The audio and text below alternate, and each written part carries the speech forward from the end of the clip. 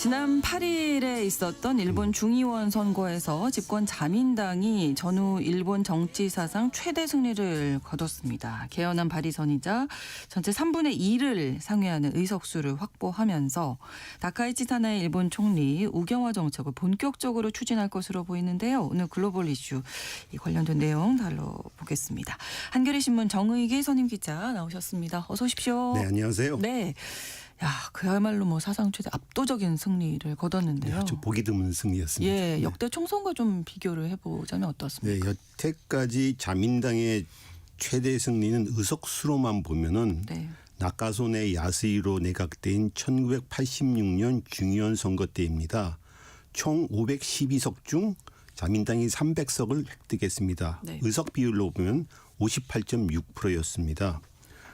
고이즈미 주니치로 내각 때인 2005년 선거에서는 총 480석 중 296석을 얻어 61.6%를 얻었습니다. 네. 그리고 아베 신조 내각 때인 2017년에는 465석 중 284석을 얻어 61%를 점했습니다.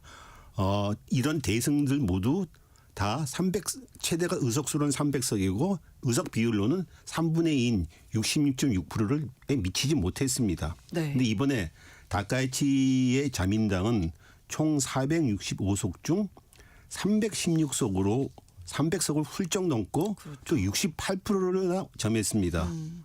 압도적인 1위를 한 겁니다. 그렇죠. 네. 게다가 연정 대상인 일본 유신회까지 합치면은 무려 352석으로 의석 비율에는 75.6%가 됩니다. 무엇이든지 다 할 수 있는 의석입니다. 그렇죠. 네. 이 결과가 보여주는 의미 분명히 있겠고요. 네. 네.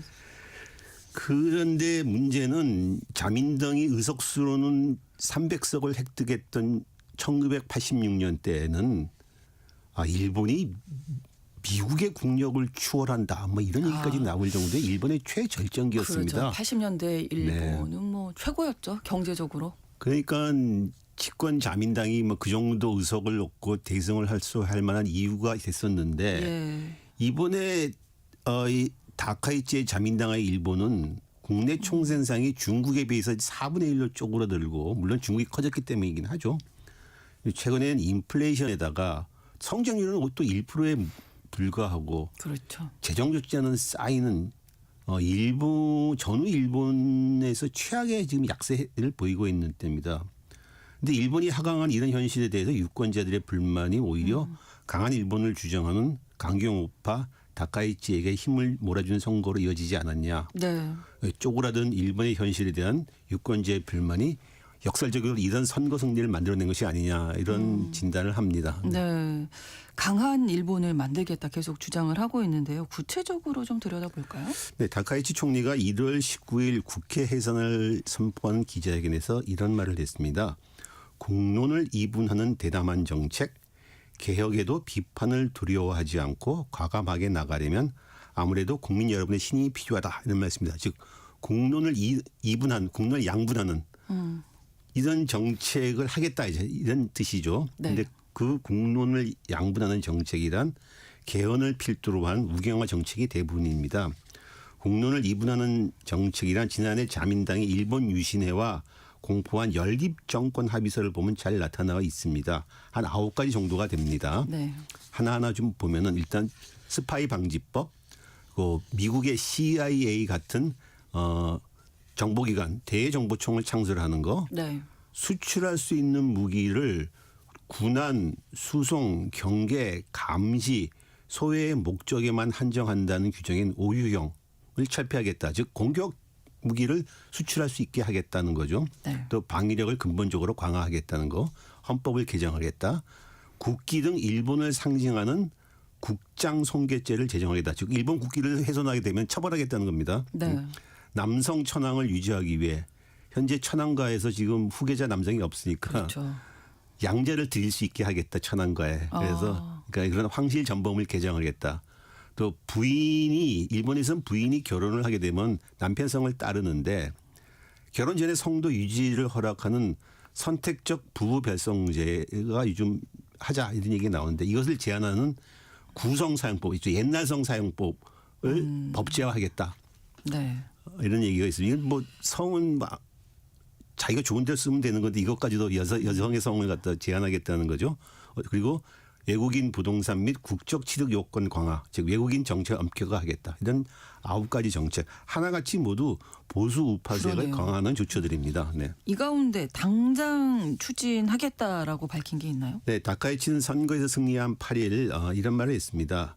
하고 싶었지만 못했던 정책이 많이 있다. 즉시 착수하고 싶은 정책으로는 국가의 정보력, 즉 인텔리전스 기능을 높이고 싶다 이런 말을 했습니다. 그렇게 보면은 지금 앞서 말했던 스파이 방지법은 즉각 착수하고 대정보청 창설은 오는 2021년까지를 목표로 삼고 있습니다. 27년까지. 그러니까 2027년에 창설하려면 지금부터 시작해야죠. 그렇죠. 그리고 무기 수출 5유형도 오는 18일 소집 예정인 특별 국회에서 철폐할 방침이라고 알려지고 있습니다. 예. 속도가 좀 빠른 편이죠. 네. 인근 국가들, 주변 국가들이 좀 우려하는 부분은 이제 일본 재무장 부분이고 또 미일 동맹을 통한 대중국 견제 강화 이런 부분도 이제 영향을 끼치게 될 텐데 다카이치 내각이 이런 것도 어느 정도나 밀고 나갈까요? 이걸 좀 알려면 안보 산문서 개정이라는 것을 좀 우리가 알 필요가 있습니다. 네. 즉 안보 산문서, 국가 안전 보장 전략, 국가 방위 전략, 방위령 정비 계획이란 중요한 안보 3가지 문서가 있는데 네. 향후 10년 동안 외교 안보 방위 정책의 큰 틀을 정하는 문서들이죠.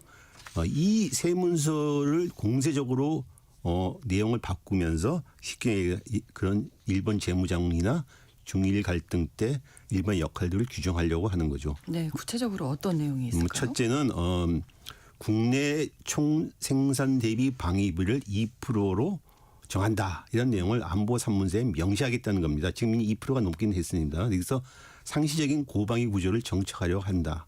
둘째, 이미 안보 산문서에 반경 능력이라는 이름으로 명시된 적기지 공격 능력을 단순히 방어 차원이 아니라 공격도 포함한 반경 능력으로 확정하려 한다.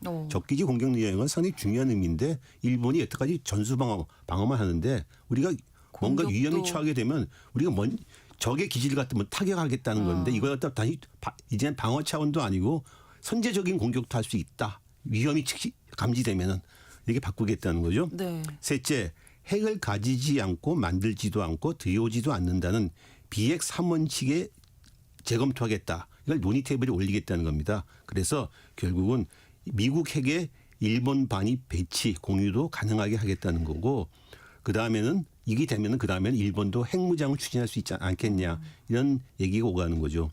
네 번째로는 앞서 말했던 5가지 유형의 무기 수출만 허용하는 규제를 풀어버리고 공격형 무기 수출도 하고 게다가 일본 자위대들은 이제 핵 추진 잠수함, 장거리 정밀 타격용 미사일, 드론 이런 같은 공세적인 무기들을 배치하겠다. 이런 그런 논의를 시작하자는 거죠. 네. 다섯째 무엇보다도 전쟁 가능한 보통 국가로의 전환을 뒷받침하는 틀을 만들겠다. 즉 무슨 얘기냐 하면은 국가 안전 보장 전략이나 국가 방위 전략에서 일본의 방위 역할이라는 것이 전수방위에 그치고 있는데 이제는 인도 태평양 전역에서 집단적 안전 보장과 관련해서 일본이 전력을 갖다 보내고 또 기여하는 나라로 규정하자. 그래서 장기적으로는 헌법 구조도 개정하자. 헌법 구조라는 것은 일본의 전쟁을 금지하는 규정인데 이걸 바꾸자는 거죠.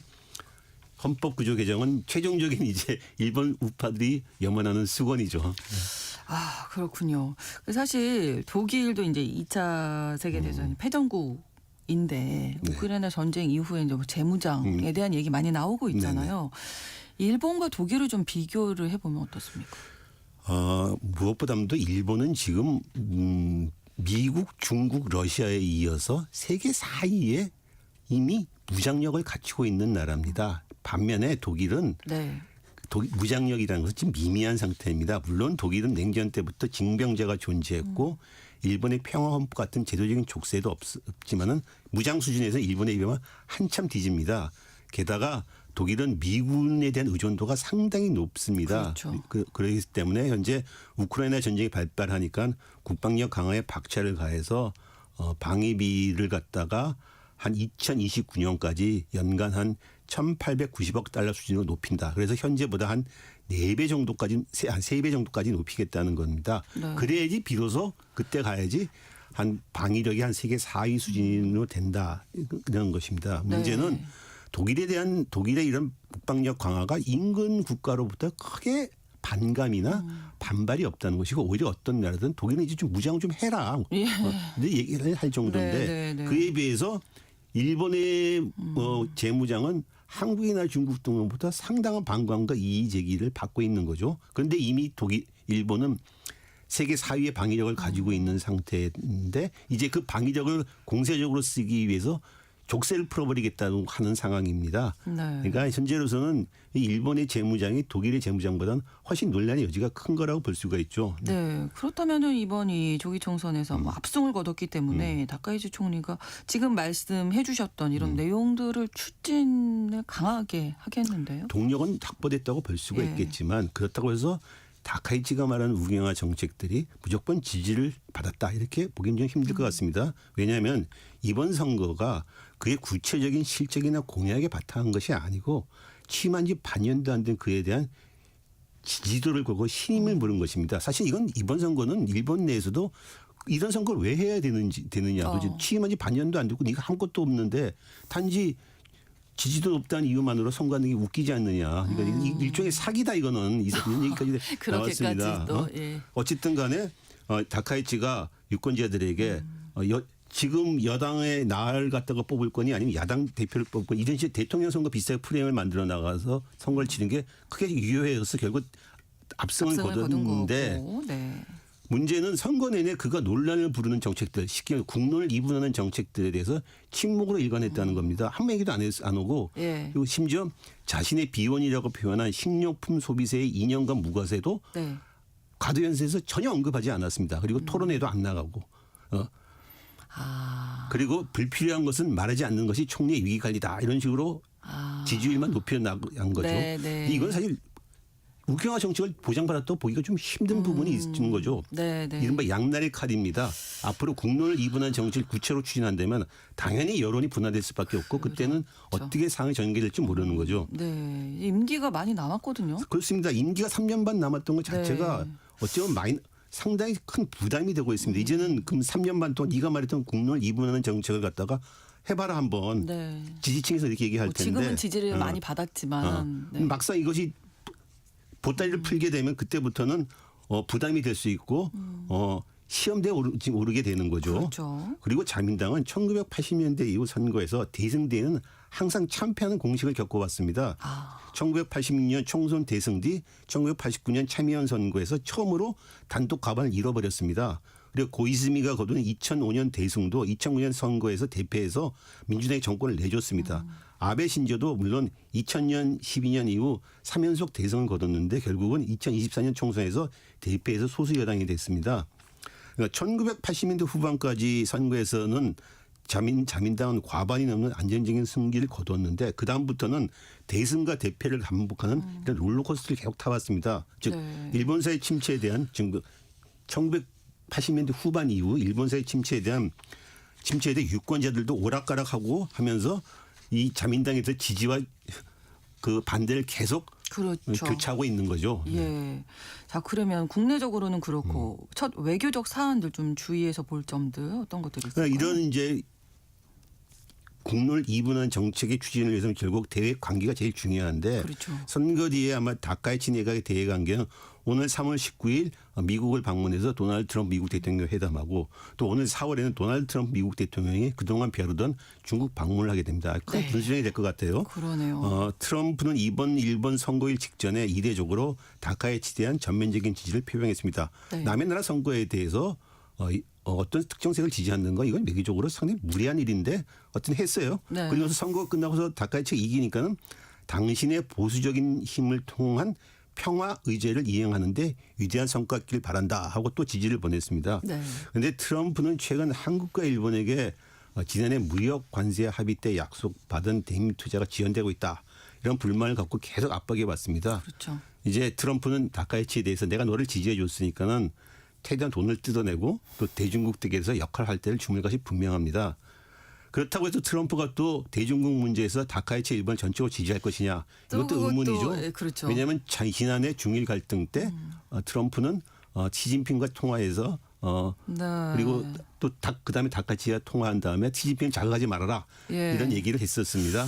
다카이치로서는 일본에 대해 강경 자세를 유지하는 중국도 문제지만 중국과의 관계에서 자신을 이용하려는 트럼프의 미국이 오히려 더 큰 문제일 수도 있습니다. 다카이치로서는 무엇보다 트럼프의 미국과 관계 정립이 가장 큰 현안이 될 것 같습니다. 네. 자, 주변국들 특히 중국 뭐 이런 관계 어떻게 보십니까? 지금 올해 선거를 갖다 이렇게 조기 선거를 치른 이유 중에 하나가 지난해 중일 갈등, 즉 자신이 대만 유사 사태 때는 일본의 존립이기다 이런 말을 해서 중국이 격렬하게 반발하면서 그렇죠. 공지에 몰렸습니다. 어쩜 이번 선거 한 이유 중에 하나가 됩니다. 이걸 통해서 자기 정치적 공을 탈출해 보겠다. 네. 그래서 결국은 선거에서 대승해서 중국의 압력에 버틸 수 있는 입지는 마련했습니다. 네. 하지만 중국이 태도를 바꾼 가능성은 거의 없습니다. 그렇죠.